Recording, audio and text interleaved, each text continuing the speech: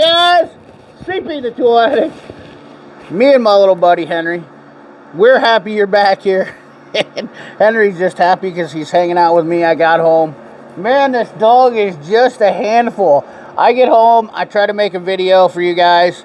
Long day. It's been hot. I mean, you can see the. Look at this. We've got whippers out. That's how hot it is. And I know, you guys down south, it's been hot down there too, but the lilacs are blooming. Henry's off to chase a squirrel. We've got a lot of content coming out for you, and I apologize. It's been a busy week. I know you guys probably want to see the new project. Some of you that know, don't tell the others. We'll be coming out with that soon. But let's talk about the video today. Probably not going to be the most exciting, but I think it'll be more exciting after I get into the video. So let's get after it. Alright, so as you can see, we have some zip ties out here, and this is going to be a little bit about quality control and how importation is affecting quality control in the form of, this is why I went with this route. We're going to talk, Mayhew now makes cable ties, and these are absolutely phenomenal. And we're going to talk about these, and then I'm going to go into, why, what a bad zip tie looks like. And of course, some of you probably buy your zip ties from Harbor Freight, and you'll notice it has the shiny material. That's because it's made out of a low-grade plastic, and you can see when you twist it, it knots up like that. And the nylon locks themselves. Let me see if I can get in here. The nylon locks themselves are definitely not positively engaging. I've recently ran into a lot of electrical issues that have been very, very concerning. And actually, a shop argued with me that they didn't cause the problem. In reality, they did, because they were using cheap zip ties. The cheap zip tie had broke, causing the wire to rub through. Therefore, and this is because of heat differences here in the here in the upper north, I should say. In cold weather, this broke, and these things are extremely brittle. The more shiny, I think, I'm not positive on this, but the more shiny it gets, the more apt it is to be brittle. It's obviously warm out right now, and I can't show that, but I can tell you this much. You can take these things, how you can tell they're super pliable, and they start to deform right away. They hold shape when you bend like that, versus a Mayhew one, which is made here in the United States, where you can twist this, and it doesn't deform like that. You can put it into this same position, and it doesn't hold form like that. You can see like that. Hold straight. That's just some of the things. Not only that, they're heat resistant up to 250, 185 degrees, as it shows here. UV rated. They're 50-pound tests. That's another thing. I should have some type of machine, but honestly, I don't know what I could do to test with these. It's not really in my wheelhouse. I'm just a mechanic. I'm not a scientist. I only tell you what I see and what happens in this stuff. But when this is an oversight in a shop that could be costly, and it was costly. In fact, it was $1,100 costly, because the harness to replace in the car was to replace because it rubbed through into the transmission tunnel. It's just something I wanted to bring to attention. But let me show you some of the Mayhew zip ties. Okay, so I want you to notice the positive engagement of the locks here, and I've got the bigger zip tie out so that way you can see. But they really set down in there, and they lock in good. Not a huge factor into the zip tie itself as far as the durability. Now, these ones are the 15-inch ones, and they're 120-pound test strength, which is absolutely phenomenal. But also, another thing about the zip ties is they're easy to unlock. If you want to get in there, you can get your screwdriver in there simply and take it out. But I use a lot of these 7-inch or 8-inch, 11-inch zip ties. I use a lot of these often because they're just easier to use. But you can see, this has been sitting here for a minute now, and they deform super easily. And once they deform like that, they're going to stress. So, is there a difference between zip ties? There absolutely is. Mayhews are now made in the United States, which is pretty awesome. They're relatively inexpensive. I think I paid $10 for a set of these, and they're not a sponsor.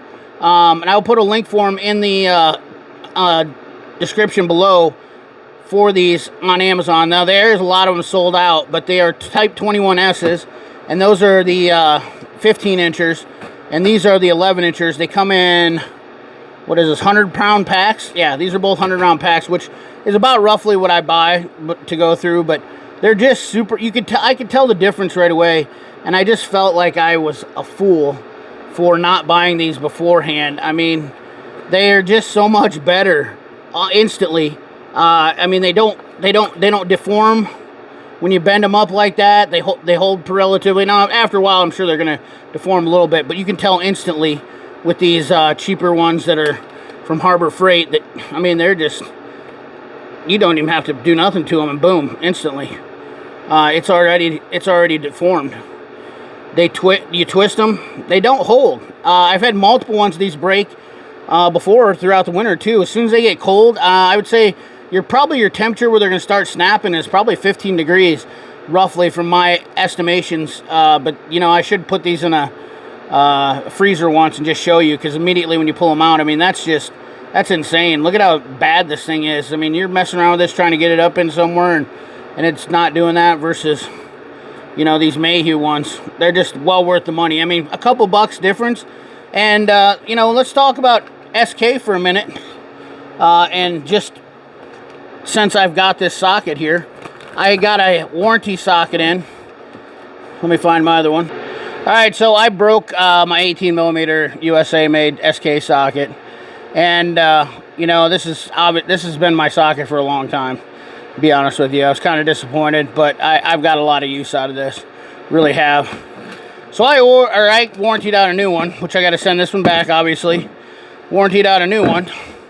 Came in, and here's another downfall of, once again, us losing manufacturing, transferring over, is the downgrade of quality.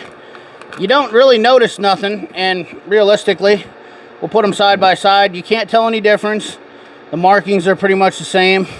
In fact, these are identical sockets for being 20 years difference in age. Obviously, one's a little bit more brighter than the other one. But you can tell there's not much difference, or is there? And I can't really tell, but I want to say this was finished a little better inside. But I want you to take a look at this one. See if you can see what's wrong here. Yeah, we didn't finish the chroming on it. Pretty poor overall fit and finish, or finish, I should say. The fit is yet to be determined, but you know, I didn't want to make a whole video about this socket, so I just figured I'd add this in. But yeah, SK really just basically threw this together probably before they closed the plant. This is old stock. You can see right there, there's zero chroming. I think it's supposed to be chrome down inside of there too, I believe, or a little better finish, a little more polished finish inside of there. I'm not sure. It certainly looks like this one definitely was finished all the way through. It's hard to tell because I've had it for so long. You know, it's pretty used up inside of there, but yeah, doesn't look as good as this one. A little disappointed, but this is what I get, and at least I got one USA to replace, because probably won't get much more. So yeah, guys, so you know, this manufacturing of getting cheap, you know, you get what you pay for, spending less money. Sure, you can walk in and it looks like a zip tie, looks like you're getting the same socket, but the reality of it is the proof is in the pudding. And when you're in a business where you have to take care of customers, you can't sacrifice that, or you'll get in trouble. Now, most DIYers that complain are usually the ones that are complaining because they don't want to spend the money. And I'll be quite frank with you, without being too negative towards them, because I'm really not. I mean, I still like everybody. It's nothing personal, but the reality of it is you just don't know. You assume, and instead of actually doing research and finding out these things and actually being in the professional business, you just lack that knowledge that most of us do. And it's not really your fault. It's, like I said, it's just lack of knowledge from experience, and that's why experience is so important. So anyways, guys, that's the video for you. I hope you like it. Appreciate you. Let me know in that comment box what you think about the SK socket. Let me know what you think about the Mayhew zip ties. I think they're awesome. Just a quick video for you. I wanted to let you guys know. And yeah, I'm trying out my new mic setup here, so let me know about the audio. You know, you make it all the way through here. So appreciate you guys. Remember to like, comment, share, subscribe, ring that bell. Remember, keep your hands dirty and your money clean. Thanks for watching.